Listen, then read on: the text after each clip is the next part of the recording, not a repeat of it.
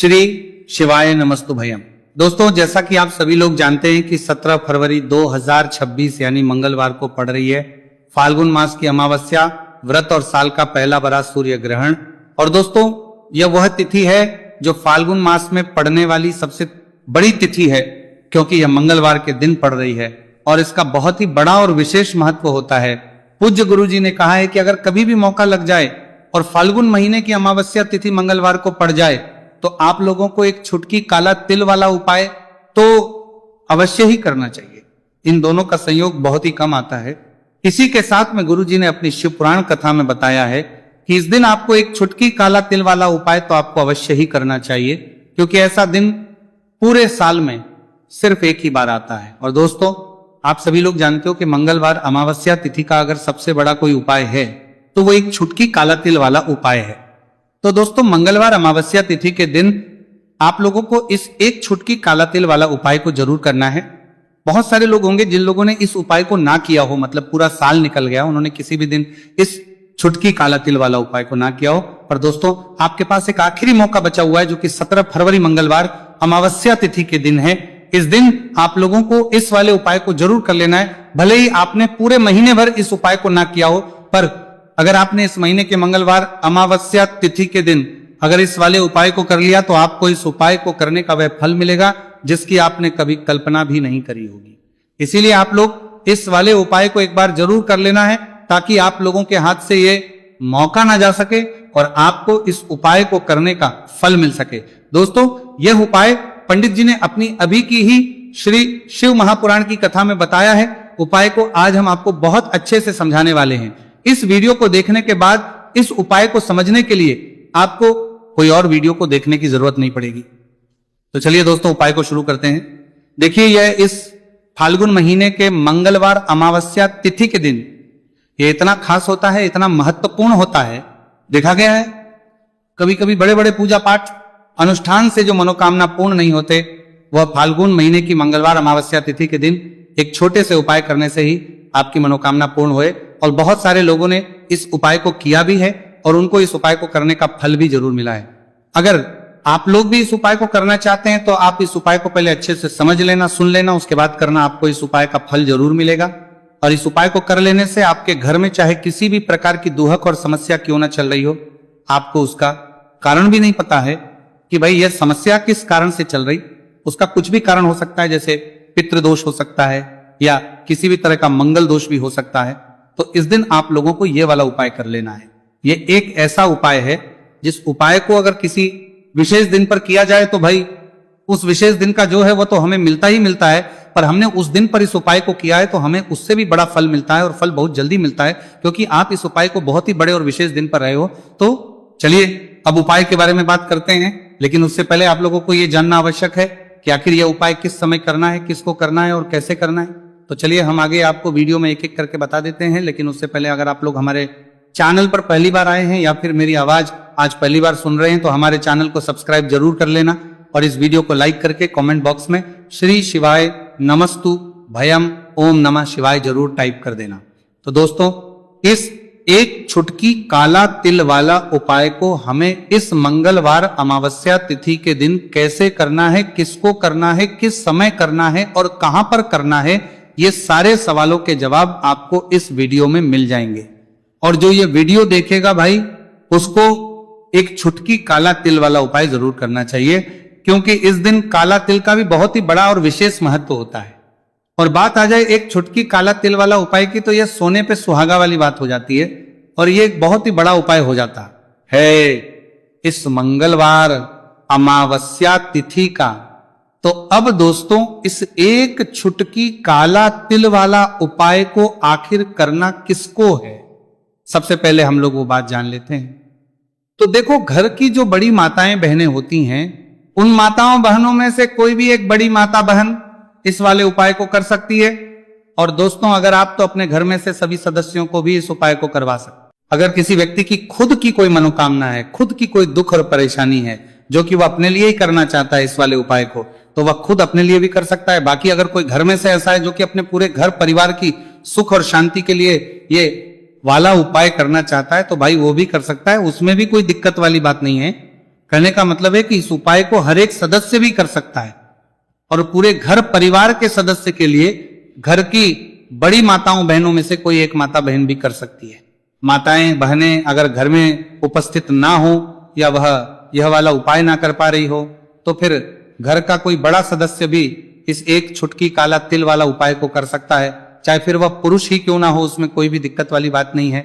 उसके बाद में दोस्तों जो अगला प्रश्न निकल आता है वो यह आता है इस उपाय को लेकर कि आखिर इस उपाय को हमें किस समय करना है, सुबह के समय करना है कि शाम के समय करना है। तो देखो इस वाले उपाय को आप लोग सुबह के समय भी कर सकते हो और शाम के समय प्रदोष काल में भी करना है सकते हो। अब अगर आप पूछो कि भाई सबसे उत्तम समय कौन सा रहेगा इस एक छुटकी काला तिल वाला उपाय को करने का, तो हम आपसे बस यही कहेंगे कि इस उपाय को आप सुबह के समय करेंगे तो ज्यादा बेहतर होगा। बाकी अगर प्रदोष काल शाम के समय भी करेंगे तो भी अच्छा होगा, उसमें कोई भी दिक्कत वाली बात नहीं है। तो अब दोस्तों जो अगली सबसे बड़ी और महत्वपूर्ण बात आती है वो ये आती है कि सुबह अगर हम उपाय को करेंगे तो हमें कितने बजे से लेकर कितने बजे तक के बीच में करना है, और शाम के समय प्रदोष काल में करेंगे तो हमें कितने बजे से लेकर कितने बजे के बीच में करना है। तो देखो सुबह जितनी जल्दी हो सके आप उपाय को करने की कोशिश करना कि अगर किसी कारणवश लेट भी हो जाओ, थोड़ी देर भी हो जाए तो 10 या 11 बजे तक भी आप उपाय कर लेना, पर 12 बजे से ज्यादा देरी ना हो, ठीक है, इस बात का ध्यान रखना। उसके बाद में दोस्तों अगर शाम के समय प्रदोष काल की बात करें, प्रदोष काल का जो समय है होता है वो शाम के 6 बजे से शुरू हो जाता है, मतलब शाम के 6 बजे से लेकर 7 बजे के बीच का जो समय होता है ये समय प्रदोष काल का समय होता है। तो आप उपाय को 7 या 8 बजे के बीच में भी कर सकते हो, मतलब शाम के 6 बजे से रात 8 बजे के बीच में आप कभी भी इस वाले उपाय को कर सकते हो, उसमें कोई भी दिक्कत वाली बात नहीं है। देखिए यदि आपके जीवन में संकट बहुत ही अधिक चल रहे हो, समस्याएं बहुत ही अधिक चल रही हो, एक एक रूप खर्च करने आपको बस ओढ़ रहा है, भूमि से जुड़ी हुई कोई भी समस्या हो या फिर आपके विवाह से जुड़ी हुई कोई भी समस्या हो या आपके व्यापार से जुड़ी हुई कोई भी समस्या हो, तो आपकी ये सारी समस्या इस मंगलवार अमावस्या तिथि के दिन समाप्त होने वाली है। तो चलिए दोस्तों जानते हैं उस विशेष उपाय के बारे में। देखिए इस वीडियो में हम पूज्य गुरु जी द्वारा बताए गए 3 बहुत ही चमत्कारिक उपायों के बारे में जानेंगे। देखिए ये जो उपाय है आपके जीवन से दुर्भाग्य का तो अंत करेंगे ही, साथ ही साथ यदि आपके जीवन में धन की समस्या चल रही है तो वह सभी भी आपकी समाप्त हो जाएंगी। देखिए गुरुजी ने बताया है कि जब भी मंगलवार अमावस्या तिथि का दिन पड़े तो हमें कर्ज मुक्ति के लिए कुछ उपाय करने चाहिए। इसी के साथ हमें धन प्राप्ति, भूमि से जुड़े कार्यों और विवाह के लिए भी उपाय करने चाहिए। तो चलिए दोस्तों जानते हैं गुरुजी द्वारा बताए गए सबसे पहले उपाय के बारे में। देखिए यह उपाय विशेषकर उन लोगों को करना है जिनकी भूमि से जुड़ी कोई भी समस्या चल रही हो, यानी कि उनकी भी जमीन से जुड़ी हुई समस्या चल रही है, यानी कि जो लोग मकान खरीदना चाहते हैं या फिर उनका खेत से जुड़ा कोई भी केस चल रहा है या फिर जिनके भी विवाह में विलंब हो रहा है या फिर जिन भी लोगों के जीवन में कर्ज बहुत ही अधिक बढ़ने लगा है, कर्ज जो है वो चुका नहीं पा रहे हैं, तो गुरुजी ने कहा है कि ऐसे लोगों को यह उपाय करना चाहिए। देखिए इस उपाय के लिए आपको थोड़े से काले तिल ले लेने हैं। देख आपको मात्र 1 चुटकी काले तिल ले लेने हैं। इसी के साथ में आपको थोड़ा सा शहद ले लेना है। फिर सबसे अंत में आपको 1 लोटा शुद्ध जल ले लेना है। तांबे के पात्र के अंदर आपको अपने घर से शुद्ध जल ले लेना है और इन सभी सामग्रियों को आपको लेकर के पहुंच जाना है। भगवान शिव के मंदिर में देखिए पूज्य गुरुजी ने बताया है कि इस उपाय को आप सुबह से लेकर के शाम तक किसी भी समय में कर सकते हैं। देखिए मंदिर पहुंचने के आप जो काले तिल लेकर के गए थे उनमें आपको थोड़ा सा शहद लगा लेना है। देखिए आप जो शहद लेकर के आए हैं उस शहद में आपको ये काले तिल अच्छे से डुबो देना है और शहद से युक्त ये जो काले तिल हैं इन्हें आपको शिवलिंग पर अर्पित कर देने हैं या फिर आपको शिवलिंग के चारों तरफ अच्छे से काले तिल का लेपन कर देना है। पूज्य गुरुजी ने बताया है कि लेपन करते समय यदि आपके जीवन में कर्ज से जुड़ी समस्याएं चल रही हैं, लेपन करते समय आपको आर्यन मुक्तेश्वर महादेव का स्मरण करना है या फिर आपके जीवन में विवाह से संबंधित या फिर जमीन से संबंधित कोई भी समस्या चल रही है तो फिर आपको मंगलेश्वर महादेव का स्मरण करना है। इसके बाद जो आप जल लेकर के आए उसे आपको धीरे धीरे शिवलिंग पर अर्पित कर देना है तथा आपको लगातार शिव महापुराण के मूल मंत्र श्री शिवाय नमस्तु भयम इस मंत्र का जाप करते रहना है। पूज्य गुरुजी ने बताया है कि सिर्फ 1 मंगलवार अमावस्या तिथि यह उपाय करके देखना और आप स्वयं देखेंगे कि 2 से 3 महीने के अंदर आपके जीवन से जुड़ी हुई जो भी समस्याएं हैं बस सभी समस्या बहुत ही जल्द महादेव की कृपा से दूर होने लगेगी। तो दोस्तों, इस प्रकार से आपको यह पहला उपाय ना है। अब हम जानते हैं दूसरे विशेष उपाय के बारे में। देखिए, इस उपाय के लिए आपको एक प्यारी सी बेलपत्र ले लेनी है। इसी के साथ में एक लोटा शुद्ध जल लेना है तांबे के पात्र के अंदर, और इसी के साथ में आपको थोड़ा सा शहद ले लेना है। देखिए, मंगलवार का दिन है और मंगलवार अमावस्या तिथि के दिन यदि हम शहद का उपाय करते हैं तो इससे महादेव हमसे बहुत ही अधिक प्रसन्न होकर के हमारी मनोकामना को परिपूर्ण करते हैं। देखिए दोस्तों, यदि आपको बेलपत्र नहीं मिल पाती है तो आप भगवान शिव के शिवलिंग पर जो बेलपत्र छड़ी हुई होती है उसे शुद्ध जल से धो करके उसका उपयोग कर सकते हैं। तो इन सभी सामग्रियों को आपको भगवान शिव के मंदिर में लेकर के पहुंच जाना है। गुरुजी ने कहा है कि इस उपाय को भी आप सुबह से लेकर के शाम तक किसी भी समय में कर सकते हैं। देखिए, मंदिर पहुंचने के बाद आपके पास जो एक बेलपत्र है और बेलपत्र की जो सबसे बड़ी वाली पत्ती होती है और उसकी जो चिकनी साइड होती है उस पर आपको अच्छे से शहद का लेपन कर देना है। यानी कि बेलपत्र की बड़ी वाली पत्ती पर, पूरी ही पत्ती पर अच्छे से शहद लगा देना है। अब देखिए, ये जो बेलपत्र है इसे आपको अपने सीधे हाथ की हथेली पर रखना है और आपके जो भी कार्य अटक रहे। देखिए, बहुत से लोग ऐसे होते हैं जो अपने नौकरी को प्राप्त करने के लिए सालों से तैयारी करते हैं लेकिन उनको नौकरी नहीं प्राप्त होगा पाती है।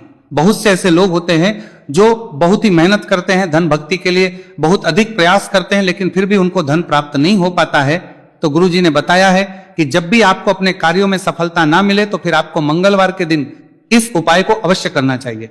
देखिए, अब आपको जिस भी कार्य में सफलता प्राप्ति करनी है उस कार्य को सफल बनाने के लिए आपको महादेव से प्रार्थना कर लेनी है और फिर यह जो एक बेलपत्र है इसे आपको भगवान शिव के शिवलिंग पर अर्पित कर देनी है। देखिए, बेलपत्र की चिकनी साइड जिस पर आपने शहद लगाए हैं वह शिवलिंग से स्पर्श रहेगी और इसकी जो डंडी है वह आपको जलाधारी की ओर रखनी है। इस प्रकार से आपको यह बेलपत्र अर्पित कर देनी है।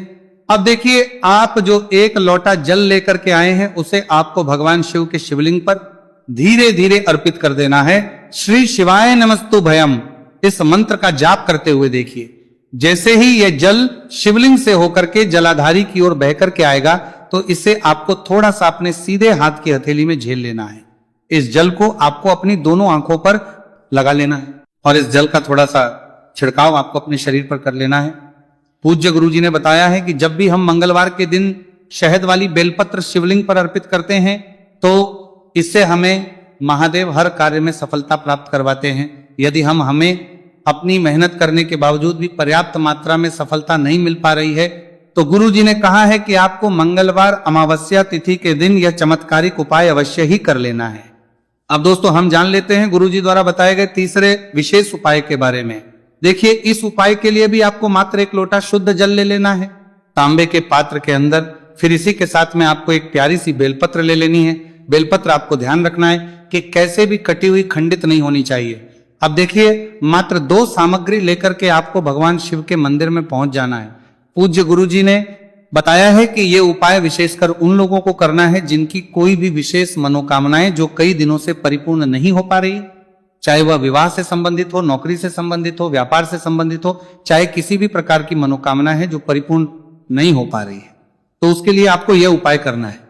देखिए, इस उपाय को भी आप सुबह से कि शाम तक किसी भी समय में कर सकते हैं। देखिए, मंदिर पहुंचने के बाद सबसे पहले तो आप बेलपत्र लेकर के आए हैं, उसे आपको अपने सीधे हाथ की हथेली पर रखना है और आपको महादेव से प्रार्थना करनी है कि हे मेरे महादेव, मेरी ये जो मनोकामनाएं बहुत दिनों से अधूरी है, मैंने कई प्रकार के उपाय कर लिए हैं, कई प्रकार के व्रत कर लिए हैं, लेकिन अभी तक मेरी मनोकामना परिपूर्ण नहीं हो पाई है। तो उस मनोकामना को परिपूर्ण करने के लिए प्रार्थना करनी है और ये एक बेलपत्र आपको शिवलिंग पर अर्पित कर देनी है। देखिए, बेलपत्र की जो चिकनी साइड है वो शिवलिंग से स्पर्श रहेगी और इसकी जो है वो आपको जलाधारी की ओर रखनी है। इस प्रकार से आपको यह बेलपत्र अर्पित कर देनी है। इसी प्रकार से आपको यह बेलपत्र अर्पित करनी है। अब देखिए, आप जो एक लोटा शुद्ध जल लेकर के आए हैं इसे आपको धीरे धीरे शिवलिंग पर अर्पित कर देना है।